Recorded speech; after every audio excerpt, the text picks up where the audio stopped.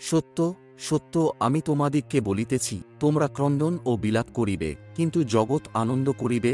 তোমরা দুঃখার্ত হইবে, কিন্তু তোমাদের দুঃখ আনন্দে পরিণত হইবে। প্রসবকালে নারী দুঃখ পায়, কারণ তাহার সময় উপস্থিত, কিন্তু সন্তান প্রসব করিলে পর জগতে একটি মনুষ্য জন্মিল, এই আনন্দে তাহার ক্লেশ আর মনে থাকে না। ভালো, তোমরাও এখন দুঃখ পাইতেছ, কিন্তু আমি তোমাদিগকে আবার দেখিব, তাহাতে তোমাদের হৃদয় আনন্দিত হইবে, এবং তোমাদের সেই আনন্দ কেহ তোমাদের হইতে হরণ করে না। আর সেই দিনে তোমরা আমাকে কোনো কথা জিজ্ঞাসা করিবে না। সত্য সত্য আমি তোমাদিগকে বলিতেছি, পিতার নিকটে যদি তোমরা কিছু যাজ্ঞা করো, তিনি আমার নামে তোমাদিগকে তাহা দিবেন। এ পর্যন্ত তোমরা আমার নামে কিছু যাজ্ঞা করো নাই, যাচ্ছা করো, তাহাতে পাইবে, যেন তোমাদের আনন্দ সম্পূর্ণ হয়। আমি উপমা দ্বারা এই সকল বিষয় তোমাদিগকে বলিলাম। এমন সময় আসিতেছে, যখন তোমাদিগকে আর উপমা দ্বারা বলিব না, কিন্তু স্পষ্টরূপে পিতার বিষয় জানাইব।